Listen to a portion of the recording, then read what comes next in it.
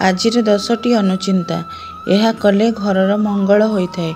ठाकुर घरे गोटे शंख न रखी 2टी शंख रखिले घरर उन्नति होता है। घरे पुराना कैलेंडर रखंतु नहीं किंबा कैलेंडर को दक्षिण पट कांथरे लगांतु नहीं। प्रत्येक दिन सकाळु पानी रे किछि क्षीर मिसाई घरर मुख्य द्वार रे छिंचिबा द्वारा घरर मंगल हेबा सहित घरे सुख शांति वृद्धि होता है। सूर्यास्त परे क्षीर दही पियाज लुण एवं सिंदूर बाहर लोकंकु देबा उचित नुहे। एहा द्वारा अभाव देखा देइथाए एवं धनहानि होइथाए। बसिला बेले किंबा सोइबा समय रे गोड़ हलाइबार अभ्यास छाड़िबा उचित। एहा द्वारा कर्म क्षेत्र रे निराश मिलिथाए। घरे जदि कला पिंपुड़ी डिंब धरी बाहरिले परिवारर मंगल होइथाए।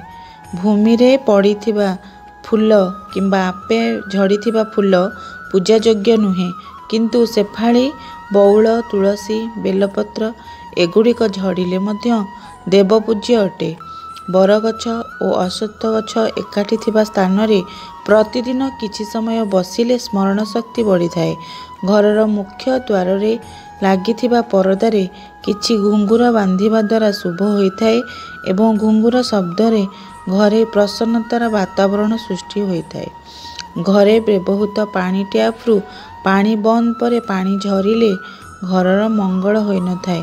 जदि आपणको मोर एही वीडियोटी भल लगी थाए वीडियोटी को लाइक शेयर एंड सब्सक्राइब कर दियंतु। धन्यवाद। जय जगन्नाथ।